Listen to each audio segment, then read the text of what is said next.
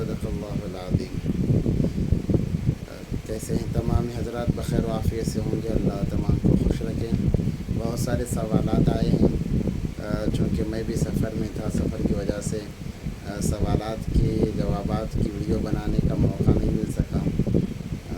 پھر اس کے بعد ساتھیوں نے فون بھی کیا کہ ویڈیو بنا کر ڈالیں، تو پھر آج ایک مختصر یہ ویڈیو صحیح بنا رہا ہوں، جس کے اندر انشاءاللہ 2 سوالات کے جوابات دیے جائیں گے۔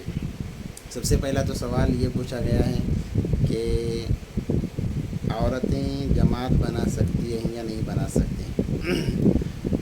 تو اس کے متعلق عرض یہ ہے کہ عورتوں کے لیے جماعت نہیں ہے، عورتیں ہمیشہ تنہا نماز پڑھیں گی، ان کی کوئی جماعت نہیں ہے، نہ فرض نہ نفل نہ سنت، کسی چیز میں کوئی ان کی جماعت نہیں ہے، بلکہ وہ علیحدہ نماز پڑھیں گی اپنی، کیونکہ عورت ہمیشہ مرد کے تابع رہی ہے۔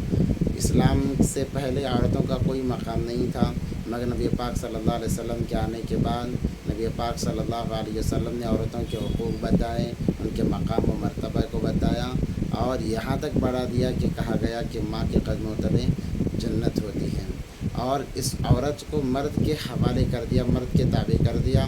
قرآن پاک کے اندر ہے الرجال قوامون علی النساء، کہ عورت ہر معاملے میں مرد کے تابع رہے گی، اسی لیے عورت بغیر مرد کے سفر نہیں کر سکتی، یہاں تک کہ حج کا سفر بھی عورت بغیر محرم کے اپنے شوہر یا بھائی یا باپ کے علاوہ کر نہیں سکتی، کیونکہ وہ ہمیشہ مرد کے تابع ہوتی ہے۔ اس لیے نماز کے معاملے میں بھی وہ مردوں کی تو امامت کر ہی نہیں سکتی، خود اپنی امامت بھی نہیں کرے گی۔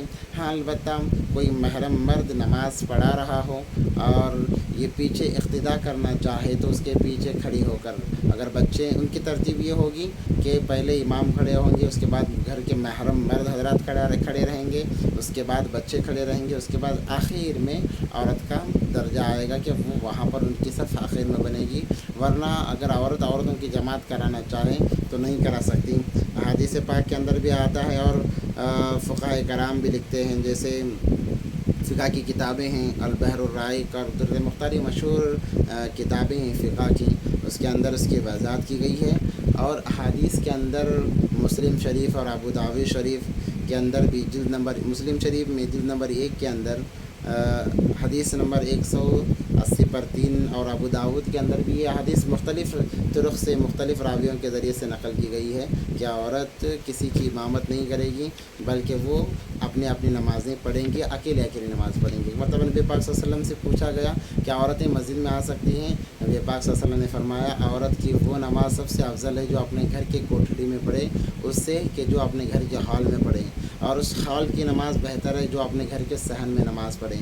اس لیے بتایا یہ گیا کہ عورت اپنے آپ کو جتنا اندھیرے میں یا جتنے پردے کے اندر لے جا کر نماز ادا کرے گی، اس کی نماز کا ثواب اتنا زیادہ بڑھ جائے گا۔ اس لیے عورتیں امامت نہیں کر سکتی، نہ مردوں کی، نہ خود عورتوں کی امامت کر سکتی ہیں، بلکہ ان کو ہمیشہ تنہائی نماز پڑھنا ہوگا۔ اور عیدین کی نماز کا بھی یہی معاملہ ہے، جمعے کی نماز کا۔ عورتوں پر تو جمعے کی نماز نہیں ہے، عورتوں پر جمعے کی نماز نہیں ہے، وہ جمعے کی نماز ادا نہیں کرے گی۔ ابو داؤد کے اندر بھی یہ حدیث ہے کہ حضرت طارق بن شہاب رضی اللہ تعالیٰ عنہ نبی پاک صلی اللہ علیہ وسلم سے عرض کرتے ہیں کہ جماعت کے ساتھ جمعہ ہر مسلمان پر فرض ہے سوائے 4 قسم کے لوگوں پر: 1 غلام، 2 عورت، 3 بچہ، 4 مریض۔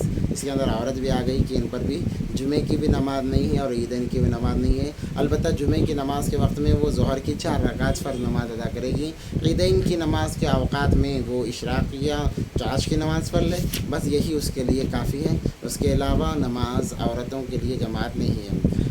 اور دوسری بات یہ ہے، وجہ اس کی یہ ہے، علماء فرماتے ہیں کہ دیکھو عورت کے اندر ایک کمزوری ہے کہ وہ ہر ماہ وہ ماہواری میں مبتلا ہوتی ہے، گندا خون اس کے ذریعے سے نکلتا ہے، تو اس کے اندر عورت کمزور بھی ہو جاتی ہے، اور وہ ایک قسم کا مرض ہے۔ اگر عورت کے لیے امامت مقدر کر دی جائے، کیونکہ وہ کب آئے گا کسی کو پتہ نہیں چلتا، کبھی آگے پیچھے ہو جاتا ہے، بہت ساروں کو جلدی ہو جاتا ہے، تو اس کے اندر ایک عیب پایا جاتا ہے۔ اگر امامت کے لیے کھڑی بھی ہو جائے عورت، نماز پڑھاتے پڑھاتے اگر حیض میں وہ مبتلا ہو جائے تو تمام کی نمازیں فاسد ہو جائیں گی۔ اسی لیے تو اللہ تبارک و تعالیٰ نے حیض کے دنوں میں نماز کو معاف کر دیا، ورنہ فرض نماز کسی حالت میں معاف نہیں ہے۔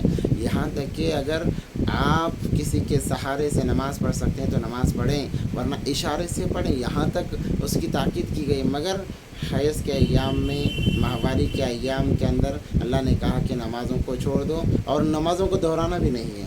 ہاں البتہ روزوں کو دہرانا پڑے گا، اگر روزے چھوٹ گئے ان ایام کے، ان روزوں کو دہرانا پڑے گا، مگر نمازوں کو دہرانے کی گنجائش نہیں ہے۔ اگر امامت کرے گی تو پھر اس کے اندر ایک بہت بڑا نقص آئے گا، اس لیے عورتوں کے لیے جماعت کی نماز نہیں طے کی گئی ہے۔ وہ اکیلی نماز پڑھیں گی۔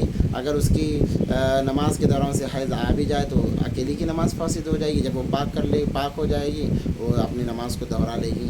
الغرض خلاصہ یہی ہے، ابو داؤد اور مسلم شریف کی حدیث اور ابن ماجہ کی بھی ایک حدیث ہے، اس کا خلاصہ یہی ہے کہ عورت کے لیے جماعت نہیں، وہ تنہا اکیلے الگ سے نماز پڑھے گی۔ اور دوسرا سوال یہ پوچھا گیا ہے کہ آج کل چونکہ نیٹ کا زمانہ چل رہا ہے، دور چل رہا ہے، اس کے اندر گوگل پے، فون پے بہت کثرت سے لوگ استعمال کر رہے ہیں، تو ایک ساتھی نے یہ سوال پوچھا ہے کہ اس فون پے کے ذریعے سے جو ہم پیسوں کو ٹرانسفر کرتے ہیں، ایک دوسرے کے موبائل کے اندر اکاؤنٹ کے اندر بھیجتے ہیں، تو اس پر کبھی کبھار 1-2 روپئے ہمارے اکاؤنٹ میں آ جاتے ہیں، 10-20 روپئے آ جاتے ہیں، تو کیا ان پیسوں کا استعمال کرنا جائز ہے؟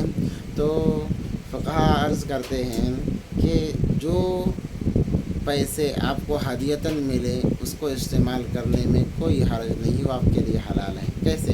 دیکھیے، آپ نے پیسے ٹرانسفر کیے، کمپنی والے کو فائدہ ہوگا اور آپ کا کام آسان ہوگا۔ کمپنی والوں کو فائدہ ہو رہا ہے، آپ کا کام آسان ہو رہا ہے۔